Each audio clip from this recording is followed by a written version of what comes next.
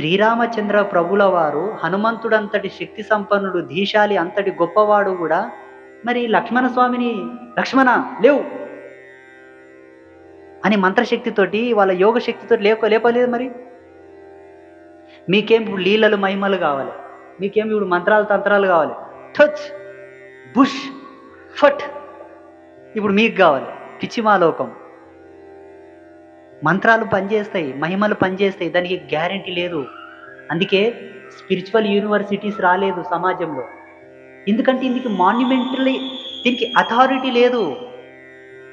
దీనికి ప్రమాణం లేదు. అవి ఎట్లా పనిచేస్తాయో అది మానవ మేధస్సుకు తెలియదు. అవి పనిచేస్తాయి మళ్ళీ వృధా అని చెప్పడానికి లేదు. అట్లా చెప్పేట్లాకుంటే కోట్ల సంవత్సరాల నుంచి ఇప్పటి వరకు మనకు మంత్రాలు అందకుండా ఏదో మహత్తుందిదంట కాబట్టి మనకి ఇంకా నిలబడే సమాజంలో మహిమలు జరుగుతాయి. వాటి లెక్క మీద జరుగుతాయి, మన లెక్క మీద జరగవు. అందుకే వాటి మీద ఎప్పుడు ఆధారపడొద్దు. నీవు ధర్మంగా ఉండు, నువ్వు కష్టపడు, దాన్ని కూడా అడుగు. ఇంత రికమెండేషన్ అయితే ఇంత తోడైతే ఇంకా బలం వస్తుందని చెప్పిరు మన వాళ్ళు. వీళ్ళేం చేస్తారు తెలుసా, దీళ్ళ మీదనే ఆధారపడతారు. వాళ్ళ శక్తియుక్తులన్నిటిని పక్కన పెట్టుకుంటారు.